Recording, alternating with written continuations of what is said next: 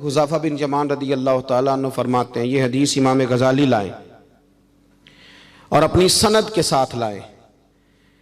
حضرت حذیفہ بن یمان رضی اللہ تعالیٰ عنہ فرماتے ہیں، میں نبی پاک صلی اللہ علیہ وسلم کے ساتھ ایک سفر میں تھا، گرمی بڑی شدید تھی۔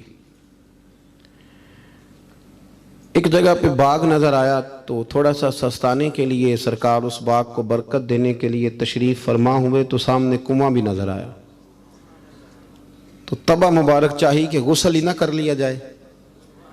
کہتے ہیں حضور سید عالم علیہ السلام کنویں کے قریب چلے گئے غسل فرمانے کے لیے، تو کپڑوں سمیت سرکار غسل فرما رہے تھے، پھر بھی مجھے فرمایا کہ ذرا چادر تان کے نہیں کھڑے ہو جاتے۔ یہ نا زیادہ شرم والا ہوتا ہے کھلا لباس، اس میں زیادہ احساس ہوتا ہے۔ یہ گرمیاں آتی ہیں نا تو سمجھدار آدمی بھی خالی بنیان میں گھومنے لگتا ہے، سیاںا بندہ بھی اچھا نہیں لگتا، تہذیب کے مطابق نہیں۔ ہماری وزاداری جو ہوتی ہے وہ باہر نہیں، گھر کے اندر بھی ضروری ہوتی۔ بیٹیاں ہیں، بہنیں ہیں گھر کے اندر، بڑا اچھا رویہ انسان کا ہو تاکہ خوبصورتیاں اور خوشبوئیں بکھریں۔ کپڑوں سمیت غسل فرما رہے، اور حضرت حذیفہ بن یمان کہتے ہیں میں چادر تان کے کھڑا ہو گیا۔ سرکار تھوڑے سے غسل کے بعد فرمانے لگے، حذیفہ گرمی بڑی تھی، نہانے میں بڑی لذت آ رہی ہے، تو میں تھوڑا اور نہ نہاؤں؟ تو میں نے کہا حضور میری تو نوکری قبول ہو رہی ہے، میرے لیے تو سعادتیں۔ کہتے ہیں سرکار نے تھوڑا غسل کیا، اب حضور بس کرنے لگے تو میں نے عرض کی، میں نے کہا یا رسول اللہ میری خواہش ہے کہ تھوڑا اور غسل فرمائیں۔ سرکار نے تھوڑا اور غسل کیا، میں نے کہا حضور اور کریں۔ کچھ دیر حضور غسل کرتے رہے، تکمیل غسل پر میں بڑا راضی تھا، کلیجہ بڑا ٹھنڈا تھا کہ آج میری خدمت قبول ہوئی، آج مجھے حصے میں یہ سعادت آئی۔ کہتے ہیں جب میں فارغ ہوا نا تو حضور فرمانے لگے چل اب تو بھی غسل کر، تو بھی غسل کر اب۔ تو میں غسل کرنے لگا تو فرمایا ادھر دیکھنا میری طرف۔ یہ ہمارے ہاں نا کچھ لوگ بن کے بیٹھ گئے، اور انہوں نے سمجھا کہ شاید چونکہ میں لیڈر ہوں، شاید میں سربراہ ہوں، اور باقیوں پر لاگو ہے کہ میری گاڑی کے پیچھے دوڑیں اور میرے نعرے لگائیں۔ دیکھو جب انسان انسانوں کے اندر احساس پیدا کرنے کی طرف دیکھے گا تو سب سے پہلے میرے محبوب کی زندگی سے درس حاصل کرے گا۔ سرور کائنات صلی اللہ علیہ وسلم نے کہا غسل کرو، کہتے میں غسل کرنے لگا تو محبوب فرمانے لگے چادر مجھے دو، میں تان کے کھڑا ہوتا ہوں۔ کہتے ہیں میرے تو پیروں تلے زمین نکل گئی۔ میں نے کہا یا رسول اللہ صلی اللہ علیہ وسلم مہربانی فرمائیں آپ یہ نہ کریں۔ تو حضور نے فرمایا تو نے کیا ہے نا تو میں کیوں نہ کروں؟ کہتے ہیں اب حضور نے حکم دیا تو میں نے چادر سرکار کو پیش کر دی، حضور تان کے کھڑے ہو گئے تو میں جلدی سے غسل کر کے فارغ ہو گیا۔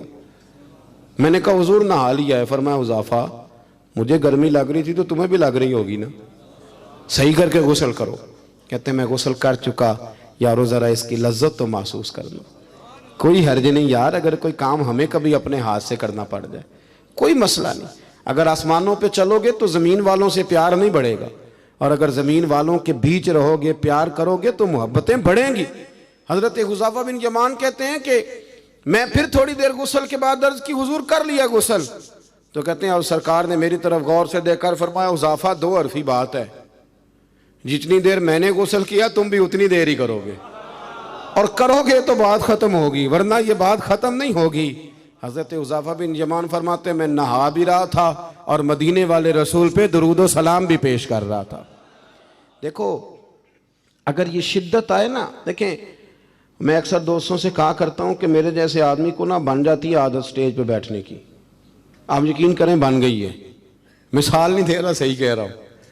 اب کئی دفعہ ایسے ہوتا ہے کہ بہت ساری محافل میں نا چاہیے نا بندہ پیچھے بیٹھ جائے، لیکن وہ ایسی جو نجی جو اساتذہ کی ہیں، جو بزرگوں کی ہیں، جن میں بڑے بیٹھے، ان میں بھی کئی دفعہ شک ہونے لگتا ہے کہ آگے ہی جانا ہے، حالانکہ نہیں جانا۔ اور کئی ایسے چودھری صاحب، پیر صاحب، صوفی صاحب ہوتے ہیں جو گردن اٹھا اٹھا کے نقیب محفل کو دکھاتے ہیں کہ میں آ گیا ہوں، کر لے اعلان کسی طریقے سے، پھر آپ تنگ ہوتے ہیں۔ پھر دیکھیں نا اس محفل کا بھلا مہمان خصوصی میں تو نہیں، اس میں محفل کے تو مہمان خصوصی وہ ہیں جنہوں نے یہاں جھاڑو دیا ہے، جنہوں نے لوگوں کو دعوت دی ہے، اور جو بیٹھ کے دائیں بائیں دیکھ کے بڑے راضی ہو رہے ہیں دل ہی دل میں کہ دیکھا ہماری محفل کتنی کامیاب ہوئی۔ ذوق پیدا ہو رہا ہے، شوق پیدا ہو رہا ہے۔ ہم اگر احساس کرنے لگیں، تھوڑا سا بیچ رہنے لگیں لوگوں کے، حسن پیدا ہوگا۔ پیار بڑھے گا، بھائی کے ساتھ رشتہ مضبوط ہوگا، دوستوں کے ساتھ تعلق مضبوط ہوگا۔ یہ جو ملازم چھوڑ کے چلا جاتا ہے نا، اس کو 5,000 زیادہ ملتا ہے تو نکل جاتا ہے، اس کی وجہ یہ تھی کہ آپ کا اس کے ساتھ رشتہ مضبوط نہیں تھا۔ اگر تعلق مضبوط ہو جائے، مولا علی شیر خدا، مولا کائنات حضرت مولا علی شیر خدا کرم اللہ تعالی وجہ الکریم کا خادم کہتا ہے مجھے ایک دن فرمانے لگے، یعنی خادم کو، غلام کو فرمانے لگے یار کپڑے تیرے بھی پرانے ہو گئے ہیں تو میرے بھی ہو گئے، چل خریداری کرنے نہ چلیں۔ کہتے مجھے لے گئے بازار اور 2 جوڑے حضرت علی نے خریدے، ایک خاصا مہنگا تھا ایک سستا تھا۔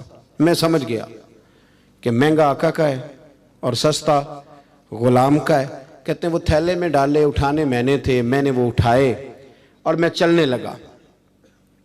کہتے ہیں جب وہ چوک آیا نا جہاں سے مولا کائنات شیر خدا کرم اللہ تعالی وجہ الکریم نے اپنے حجرہ نور میں جانا تھا اور میں نے اپنے گھر میں جانا تھا، تو حضرت مولا علی شیر خدا فرمانے لگے لا بھی بیٹا میرے والا سوٹ مجھے دے دے۔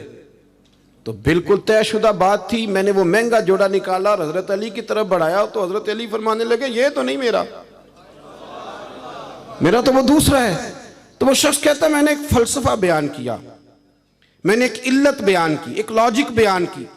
میں نے کہا حضور یہ آپ رکھیں اور یہ جو سستا ہے یہ میں رکھتا ہوں۔ فرمایا وجہ؟ کہنے لگا حضور وجہ بڑی سادی سی ہے، ایک پورا فلسفہ اس کے پیچھے، اور فلسفہ یہ ہے کہ آپ آقا ہیں اور میں غلام ہوں، تو آقا مہنگا پہنے اور غلام سستا پہنے۔ تو حضرت علی وہ والے عالم ہیں جن کو علم بھی مدینے والے رسول نے عطا فرمایا ہے، تو آپ حکم بھی کر سکتے تھے کہ نہیں تو لا میں نے وہی پہننا ہے، حکم بھی کر سکتے تھے، لیکن اس نے دلیل دی تھی نا، دلیل دی تھی نا، تو پہلے اس کی دلیل کو توڑنا ضروری تھا۔ حضرت علی کہنے لگے فلسفہ ہی تو نے بیان کرنا ہے تو اپنے والا نہ کر، تو میرے والا کر۔ اس نے کہا حضور کیا مانا؟ آپ فرمانے لگے تو کہہ رہا ہے کہ مہنگا جوڑا میں پہنوں گا اور سستا جو ہے وہ تو پہنے گا۔ فرمانے لگے تو نے یہ دلیل بیان کی ہے کہ میں آقا ہوں تو غلام ہے، تو فرمایا تو میرے والی علت لینا۔ حضور وہ کیا؟ آپ فرمانے لگے تو پہن مہنگا اور میں پہنتا ہوں سستا، دلیل یہ ہے کہ تو جوان ہے اور میں بوڑھا ہوں، تو جوانوں کو پہننے چاہیے مہنگے کپڑے، بوڑھوں کا تو سستوں سے بھی گزارا ہو جاتا ہے۔